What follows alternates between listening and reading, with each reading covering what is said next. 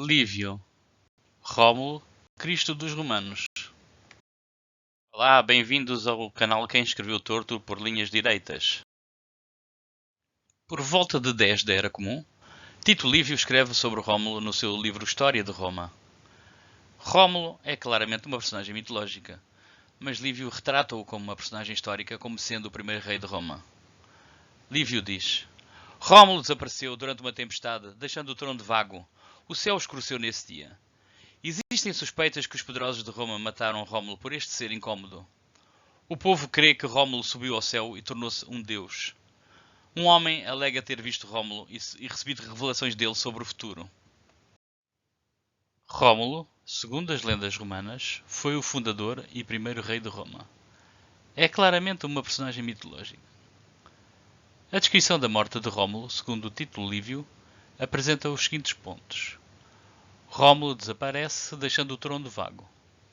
O céu escureceu no dia em que Rómulo desapareceu. Existem suspeitas que os poderosos de Roma mataram Rómulo por este ser incômodo. O povo alega que Rómulo subiu ao céu e tornou-se Deus, com o nome Quirino. Um homem alega ter visto Rómulo e recebido revelações dele sobre o futuro.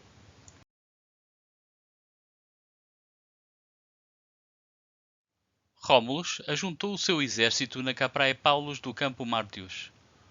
Uma violenta tempestade surgiu e envolveu o rei numa nuvem tão densa que ele se tornou invisível aos que estavam presentes. A partir daquela hora, Rómulus deixou de ser visto na terra. Quando a juventude romana teve os seus temores afastados pelo retorno do brilho do sol, verificaram que o trono estava vago. Apesar de crerem plenamente nos senadores que afirmaram que Rómulus havia sido arrebatado ao céu num redemoinho, ficaram mudos por algum tempo, pois viram-se repentinamente de luto. Em seguida, algumas vozes começaram a proclamar a divindade de Rómulo. O clamor foi subindo, e finalmente todos o saudaram como um deus e filho de um deus, e rezaram para que ele fosse sempre gentil e protegesse os seus filhos. No entanto, mesmo nesta grandiosa época, havia, creio eu, alguns dissidentes que mantiveram secretamente que Rómulo tinha sido feito em pedaços pelos senadores. Esta indigna versão da sua morte foi passando veladamente, mas não era tão importante como o temor e admiração pela grandeza de Rómulo. Mas esta versão sobre a sua morte foi definitivamente abandonada em favor da versão da divindade de Rómulo pela oportuna ação de um determinado homem, Júlio Próculo, célebre pelos seus sábios conselhos sobre grandes questões. A perda do rei tinha deixado as pessoas inquietas e desconfiadas dos senadores. Próculo, consciente do temperamento predominante, concebeu a ideia astuta de abordar a Assembleia. Romanos!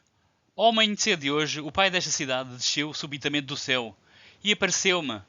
Enquanto emocionado de admiração, fiquei extasiado diante dele, com a mais profunda reverência, rezando para que pudesse ser perdoado por contemplá-lo.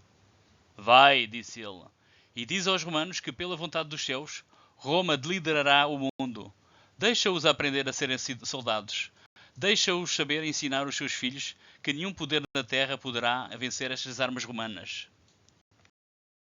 É maravilhoso o crédito dado à história deste homem e como a dor do povo e do exército foi amenizada pela crença que foi criada na imortalidade de Rómulo.